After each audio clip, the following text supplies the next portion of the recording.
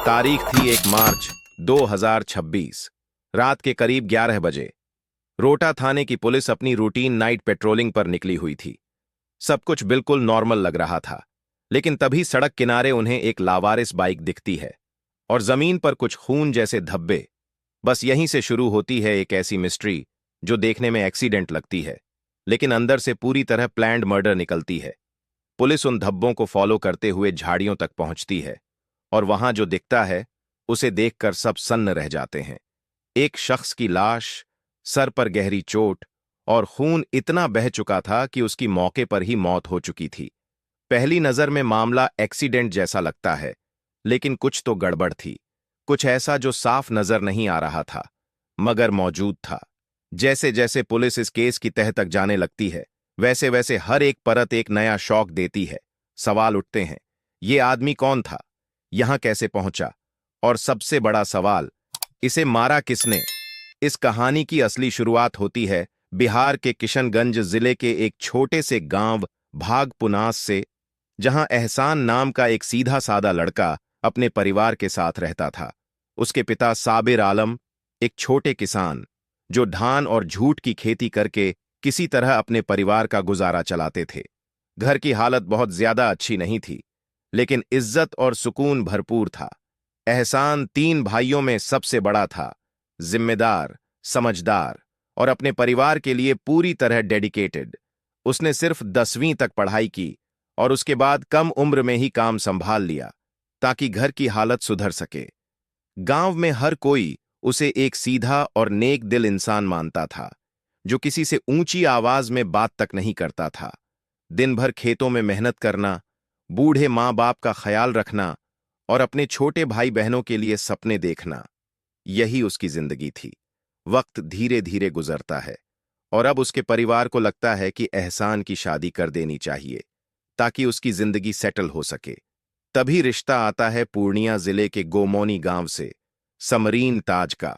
एक साधारण सी लड़की, ज्यादा पढ़ी लिखी नहीं, लेकिन घर संभालने में माहिर। दोनों परिवार मिलते हैं, बातचीत होती है और बिना ज्यादा सोच विचार के ये रिश्ता तय हो जाता है।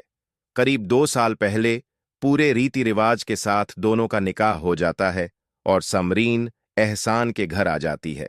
शुरुआत में सब कुछ परफेक्ट लगता है, जैसे एक simple middle class love story जहां कम पैसों में भी खुशियां पूरी होती हैं।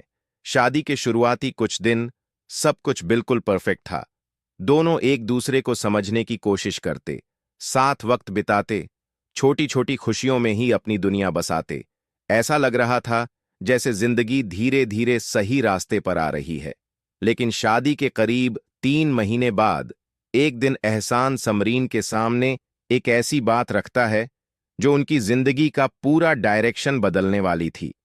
वो समरीन को बताता है कि उसके परिवार पर पुराना कर्ज है, करीब 2 से 3 लाख रुपए, जो उसके पिता साबिर आलम ने खेती बढ़ाने, घर की मरम्मत और जरूरी खर्चों के लिए लिया था। लेकिन अब हालत ये थी कि खेती से जो भी कमाई होती वो सिर्फ रोजमर्रा के खर्चों में ही खत्म हो जाती और कर्ज धीरे धीरे बोझ बनता जा रहा था। एहसान के मन में एक और सपना था, अपने परिवार के लिए एक पक्का घर बनाना, एक बेटर फ्यूचर देना, और इसी सोच ने उसे एक बड़ा फैसला लेने पर मजबूर कर दिया। वो समरीन से कहता है कि उसे सऊदी अरब जाना होगा, क्योंकि इंडिया में रहकर वो इतने पैसे नहीं कमा सकता। उसने पहले ही एक एजेंट को पैसे देकर अपना वीजा लगवा लिया है और अब उसे जाना ही होगा। ये सुनकर समरीन की आंखें भर आती हैं, लेकिन वो अपने इमोशंस को कंट्रोल करते हुए एहसान को जाने की इजाजत दे देती है। वो कहती है कि तुम जाओ और मेरी बिल्कुल भी चिंता मत करो, मैं तुम्हारे हर फैसले में तुम्हारे साथ हूं। एहसान भी उसे भरोसा दिलाता है, वादे करता है कि वो सिर्फ 2 से 3 साल के लिए ही बाहर जाएगा, बस इतना कि कर्ज खत्म हो जाए, घर बन जाए और फिर वो हमेशा के लिए वापस आ जाएगा। वो ये भी कहता है कि हर महीने पैसे भेजेगा ताकि समरीन को किसी भी चीज की कमी ना हो। और फिर वो दिन आता है जब एहसान अपने परिवार से विदा लेकर सऊदी के लिए रवाना हो जाता है। सऊदी पहुंचने के बाद उसकी जिंदगी पूरी तरह बदल जाती है। वो एक ड्राइवर के रूप में काम करने लगता है, बड़े ट्रक और लोडर चलाता, एक जगह से दूसरी जगह सामान पहुंचाता। लेकिन सिर्फ इतना ही नहीं, जब ड्राइविंग का काम नहीं होता तो वो कंस्ट्रक्शन साइट पर मजदूरी भी करता ताकि एक्स्ट्रा इनकम हो सके। एहसान की जिंदगी अब सिर्फ एक ही चीज के इर्द गिर्द घूम रही थी, पैसा कमाना और अपने परिवार को भेजना। 8 घंटे की ड्यूटी के बाद भी वो 12-12 घंटे काम करता, ओवर टाइम के लिए, एक्स्ट्रा पैसे के लिए, ताकि जल्दी से जल्दी कर्ज खत्म हो सके।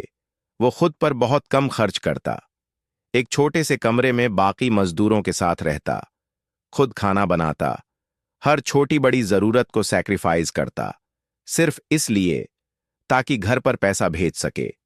हर महीने वो 25 से 35 हजार रुपये तक घर भेजता, जिनमें से कुछ पैसे कर्ज की किस्तों में चले जाते और बाकी से घर का खर्च चलता, और समरीन भी अपनी जरूरतें पूरी करती।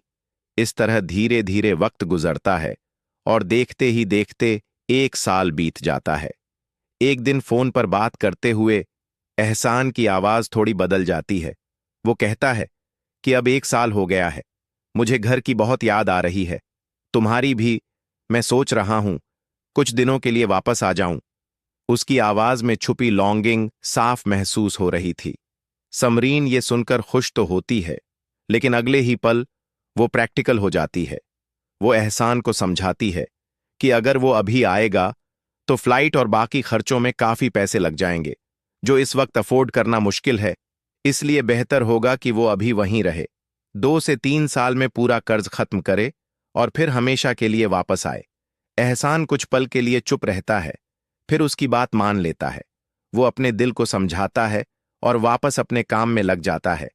इसके बाद करीब 18 महीनों तक वो लगातार सऊदी में रहकर काम करता रहता है, हर महीने पैसे भेजता है, बिना रुके, बिना थके।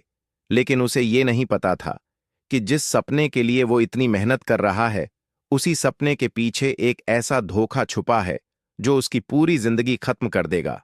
और फिर साल 2026 की शुरुआत में मिडिल ईस्ट में अचानक से वॉर शुरू हो जाता है। एक साल 2026 की शुरुआत, और अचानक पूरी दुनिया में हलचल मच जाती है। इजराइल और अमेरिका मिलकर ईरान पर हमला कर देते हैं, और इसके जवाब में ईरान भी चुप नहीं बैठता। वो सऊदी, दुबई और उन सभी जगहों पर अटैक करना शुरू कर देता है जहां जहां अमेरिकी मौजूदगी थी। हर तरफ अफरा तफरी, धमाके, डर और मौत का साया। इस हालात को देखते हुए भारत सरकार तुरंत अपने नागरिकों को अलर्ट जारी करती है कि जो भी भारतीय वहां मौजूद हैं वो जल्द से जल्द वापस लौट आएं। अब क्योंकि एहसान भी सऊदी में था, इसलिए उसके परिवार की चिंता बढ़ जाती है। दिन में कई बार फोन, बार बार एक ही बात, बेटा वापस आ जाओ। और आखिरकार एहसान भी इस बात के लिए तैयार हो जाता है।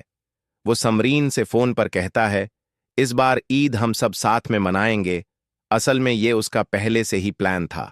वो अपने घर लौटना चाहता था, अपने बूढ़े माँ बाप, अपनी पत्नी, अपने भाई बहनों के साथ खुशियों भरी ईद मनाना चाहता था। उसने पहले ही ढेर सारे गिफ्ट्स खरीद लिए थे। समरीन के लिए सऊदी का सोने का हार, कान के झुमके, महंगे सूट और एक खूबसूरत अबाया। इतना ही नहीं, एक नया स्मार्टफोन भी, ताकि वो उससे वीडियो कॉल पर बात कर सके। और सबसे अहम, उसके पास उसकी मेहनत की कमाई, लाखों रुपए कैश, जो उसने अपने फ्यूचर के लिए बचा कर रखे थे। सब कुछ परफेक्ट लग रहा था, जैसे अब जिंदगी सही दिशा में जा रही है। लेकिन किस्मत को शायद कुछ और ही मंजूर था। एहसान किसी तरह टिकट का इंतजाम करता है और 1 मार्च को इंडिया वापस लौट आता है। घर पहुंचते ही 18 महीने बाद बेटे को देखकर उसकी मां फूट फूट कर रो पड़ती है। वो लम्हा इमोशनल था, लेकिन उसी खुशी के बीच एक सवाल भी था, समरीन कहाँ है? एहसान अपनी मां से पूछता है और जवाब मिलता है, वो अपने मायके गई हुई है। तभी फोन बजता है। दूसरी तरफ समरीन, वो एहसान को अपने मायके पूर्णिया के गोमोनी गांव इफ्तारी पर बुलाती है। एहसान भी उससे मिलने के लिए बेचैन था, इसलिए वो उसी शाम ससुराल के लिए निकल पड़ता है। लेकिन उसे ये नहीं पता था कि ये सफर उसकी जिंदगी का आखिरी सफर बनने वाला है। रास्ते में रोटा थाना क्षेत्र के मलहारा भषाड़ी पुल के पास अचानक 3 बाइक सवार लड़के उसका पीछा करने लगते हैं। सुनसान जगह देखते ही उसकी बाइक को टक्कर मारते हैं, एहसान जमीन पर गिर जाता है, संभलने की कोशिश करता है, लेकिन इससे पहले कि वो उठ पाता, तीनों उस पर टूट पड़ते हैं, डंडों से, बेरहमी से, लगातार वार। उसके सर पर गहरी चोट लगती है, खून बहने लगता है, लेकिन अभी उसकी सांसें चल रही थीं। तभी उनमें से एक, सिराज, अपनी जेब से एक तेज धारदार हथियार निकालता है, और फिर एक के बाद एक, कई बार, इतनी बेरहमी कि कुछ ही पलों में एहसान की सांसें थम जाती हैं, सब कुछ खत्म। इसके बाद तीनों उसकी बॉडी को झाड़ियों में फेंकते हैं और अंधेरे में गायब हो जाते हैं। उधर घर पर रात हो चुकी थी, लेकिन एहसान नहीं लौटा। परिवार की चिंता अब डर में बदल चुकी थी। फोन किया जाता है समरीन को, पूछा जाता है क्या एहसान वहीं रुक गया है, लेकिन जवाब आता है नहीं, वो तो यहां आया ही नहीं। बस यहीं से बेचैनी पैनिक में बदल जाती है, क्योंकि एहसान तो शाम को घर से निकल चुका था।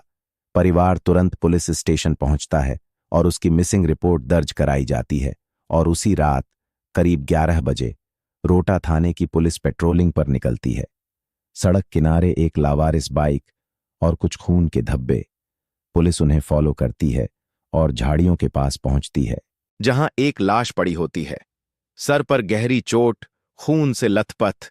जब पुलिस उसकी जेब चेक करती है, आईडी निकालती है, तो सच्चाई सामने आती है। ये कोई और नहीं, एहसान था। खबर मिलते ही परिवार वहां पहुंचता है और अपने बेटे को उस हालत में देखकर टूट जाता है। रोना, चीखना और एक ऐसा दर्द जिसे शब्दों में बयां करना मुश्किल है। कुछ ही देर में ये खबर समरीन तक भी पहुंचती है, और जैसे ही उसे पता चलता है कि एहसान अब इस दुनिया में नहीं रहा, उसके पैरों तले जमीन खिसक जाती है। वो यकीन ही नहीं कर पाती कि शादी के सिर्फ 2 साल बाद उसका सब कुछ खत्म हो चुका है। अब पुलिस बॉडी को पोस्टमार्टम के लिए भेजती है। शुरुआत में मामला एक्सीडेंट लगता है, लेकिन पोस्टमार्टम रिपोर्ट पूरी कहानी बदल देती है। रिपोर्ट में साफ लिखा था, मौत किसी हादसे से नहीं, बल्कि ब्रूटल अटैक से हुई है। सर पर गहरी चोट, किसी भारी चीज से वार, और गर्दन और पीछे के हिस्से पर तेज धारदार हथियार के निशान। हमला इतना खतरनाक था कि खोपड़ी तक फट गई, दिमाग की नसें तक डैमेज हो गईं। इतना ही नहीं, उसके हाथों और कलाइयों पर भी कट के निशान थे, जो साफ दिखा रहे थे कि एहसान ने खुद को बचाने की पूरी कोशिश की थी। डॉक्टरों का साफ कहना था कि एहसान ने आखिरी सांस तक हार नहीं मानी। उसने हमलावरों से कड़ा मुकाबला किया, हर वार को रोकने की कोशिश की, लेकिन 3-3 लोगों के सामने वो ज्यादा देर तक टिक नहीं पाया। पोस्टमार्टम रिपोर्ट में टाइम ऑफ डेथ 1 मार्च की रात 9 से 10:30 के बीच बताया गया, और यहीं से पुलिस को पहला क्लियर सिग्नल मिल जाता है। ये कोई एक्सीडेंट नहीं, ये प्योर प्लान्ड मर्डर है, नफरत, डर और साजिश का कॉम्बिनेशन। अब पुलिस सीधे परिवार के पास जाती है और एक सिंपल सवाल पूछती है, किस पर शक है? शुरुआत में माहौल भारी था, लेकिन फिर एहसान के घर वाले जो बताते हैं, वो पूरी कहानी का डायरेक्शन बदल देता है। वो अपनी बहू समरीन और उसके चचेरे भाई सिराज पर शक जताते हैं, और एक शॉकिंग बात सामने रखते हैं कि समरीन की तबीयत पिछले कुछ दिनों से खराब थी, और उन्हें शक है कि वो प्रेग्नेंट है, लेकिन उनका बेटा तो 18 महीनों से घर पर था ही नहीं। तो ये बच्चा किसका?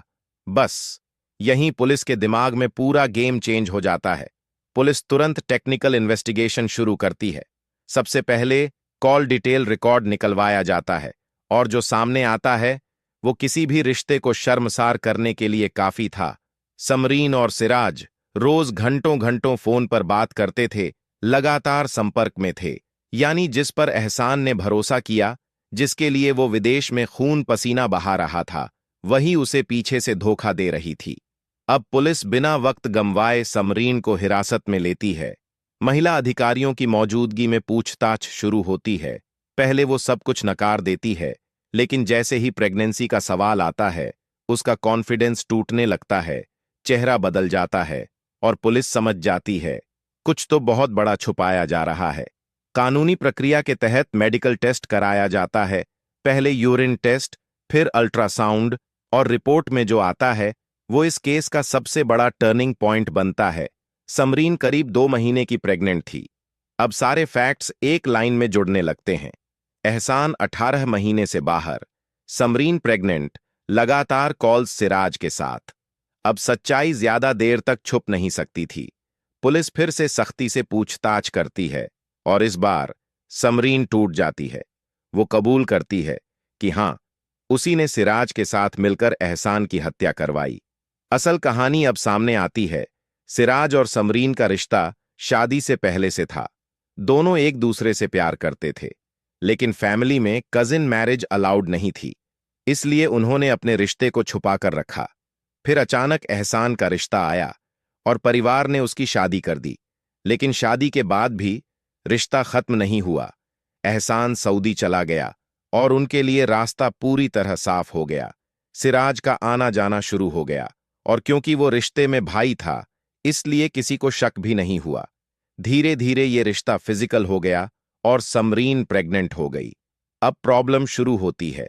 उसने ये बात किसी को नहीं बताई, ना एहसान को, ना ससुराल को, क्योंकि वो जानती थी सच सामने आया तो सब खत्म हो जाएगा। लेकिन जब एहसान ने वापस आने की बात कही, यहीं से पैनिक शुरू हुआ। समरीन डर गई कि अब सब खुल जाएगा। उसने सिराज से बात की और अबॉर्शन के लिए कहा, लेकिन सिराज ने साफ मना कर दिया। उसने कहा, ना वो बच्चा खो सकता है, ना समरीन, और यहीं से एक खतरनाक फैसला लिया गया। एहसान को रास्ते से हटाना पड़ेगा और फिर शुरू होती है एक कोल्ड ब्लडेड प्लानिंग। समरीन ने खुद एहसान को अपने मायके बुलाया। रास्ते की हर लोकेशन सिराज को देती रही और सिराज अपने 2 साथियों के साथ पहले से ही घात लगाकर बैठ गया। बाकी जो हुआ वो एक ब्रूटल एग्जीक्यूशन था।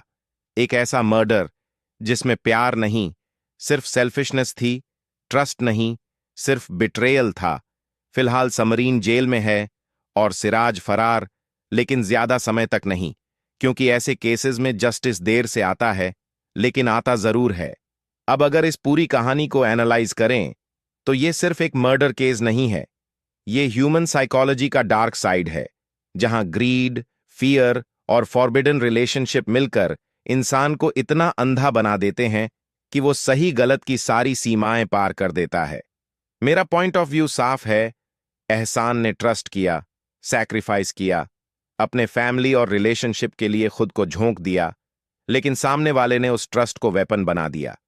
ये केस हमें एक हार्श रियलिटी दिखाता है कि हर क्राइम सिर्फ गुस्से में नहीं होता। कई बार वो बहुत शांति से, बहुत प्लानिंग के साथ और सबसे खतरनाक अपने ही लोगों द्वारा किया जाता है। दोस्तों, यह था क्राइम डायरीज का एक और खौफनाक अध्याय। अगर आपको हमारी मेहनत पसंद आई है तो कृपया इस वीडियो को लाइक और शेयर करें। अगर आपने क्राइम डायरीज चैनल को अभी तक सब्सक्राइब नहीं किया है तो कृपया जल्दी से चैनल को सब्सक्राइब कर लें। हमारी नवीनतम वीडियो की अपडेट के लिए बेल आइकॉन दबाएं और नोटिफिकेशन भी ऑन करें। क्राइम की दुनिया से जुड़ी ऐसी ही सच्ची कहानियों के लिए हमारे साथ जुड़े रहें। धन्यवाद।